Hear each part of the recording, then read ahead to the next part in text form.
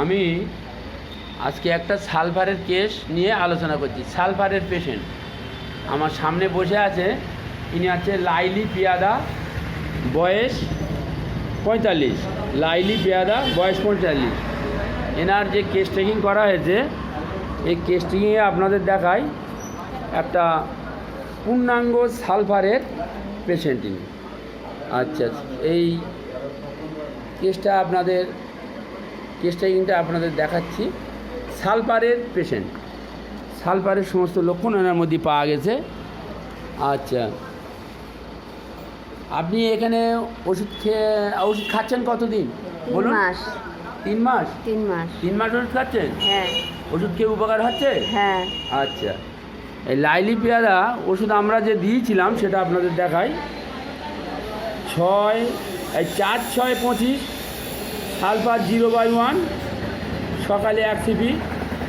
তারপরে 25-6-25 সালফার 0/2।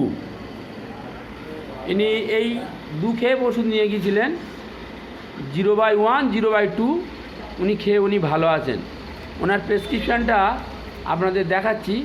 আপনার কি কষ্ট হতো বলুন দিন, আপনার কি কষ্ট হতো জোরে বলুন। পায়খানা হলে ধরপড় করে, বুক ধরপড় করে, সেই সময় কষ্টটা হয়।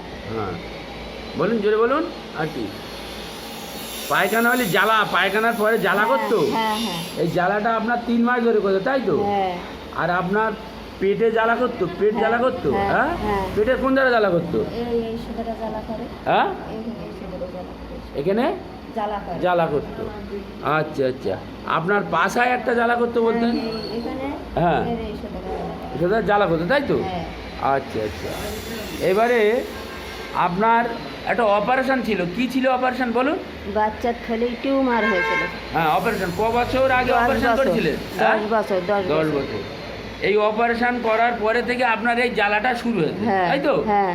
আচ্ছা, আপনি যেটা বলেছিলেন, আপনি এখানে আমার এই ওষুধ খেয়ে আপনি উপকার পেয়েছেন? হ্যাঁ। হ্যাঁ হ্যাঁ। জ্বালা টালাগুলো কমেছে? হ্যাঁ। আচ্ছা, আমি একটু দেখাচ্ছি আপনাদের। এখানে দেখুন, এই যেটা আছে আপনার হচ্ছে লাইলি পিয়াদা, বয়স 45, তাই তো? লাইলি পিয়াদার কেস টেকিংটা আমরা দেখাই। উনি হট পেশেন্ট, এখানে আমরা সালফার পেয়েছি। আচ্ছা, ওনার মানে ফার্স্ট লেস, এটা আছে সালফারের সিমটমস। যেমন হট পেশেন্ট সালফারের সিমটমস, ফার্স্ট লেস সালফারের সিমটমস, সেই হিসেবে আমরা ওনাকে সালফার দিচ্ছি।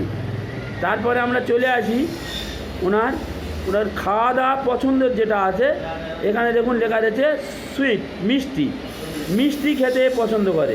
এটা একটা সালফারের বড় একটা সিমটমস। তারপরে আমরা চলে আসি স্টুল বার্নিং না, স্টুল বেড 2, অর্থাৎ উনি পায়খানার বেগ পেয়ে ঘুমিয়ে থেকে জেগে ওঠে। পায়খানার বেগ পেলে উনি ঘুম থেকে জেগে ওঠে, অর্থাৎ ঘুম ভাঙে পায়খানার বেগ নিয়ে, সেটাও একটা বড় সালফারের সিমটমস।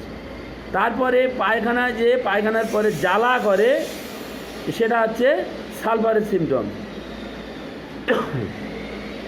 এবং পেচ্ছাপে দুর্গন্ধ আছে, এটাও একটা সালফারের সিমটমস। আবার দেখায় উনি যে ড্রিম, স্বপ্নটা, এটা হচ্ছে মৃত ব্যক্তির স্বপ্ন দেখে, এটাও একটা সালফারের সিমটমস। এর মধ্যে আমরা অনেকগুলো সালফারের সিমটমস পেয়েছি। মাইন্ড ইরিটেবল ও সালফারের সিমটমস। আচ্ছা, বেথিং অ্যাভারশন, অর্থাৎ উনি চান করতে পছন্দ করেন না, এটাও সালফারের সিমটমস। আচ্ছা, আপনি গা ধোয়া খুব একটা পছন্দ করেন না? হ্যাঁ, না, গা ধোয়া খুব একটা পছন্দ করেন না, তাই তো? হ্যাঁ। আচ্ছা আচ্ছা, এবং আর একটা সালফারের সিমটম ওনার মধ্যে পাওয়া গেছে, উনি হচ্ছে হরিনেস, কাজ কাম খুব তাড়াতাড়ি করে, ওটাও সালফারের সিমটম। আপনি কাজ কাম খুব তাড়াতাড়ি করেন, তাই তো? হ্যাঁ।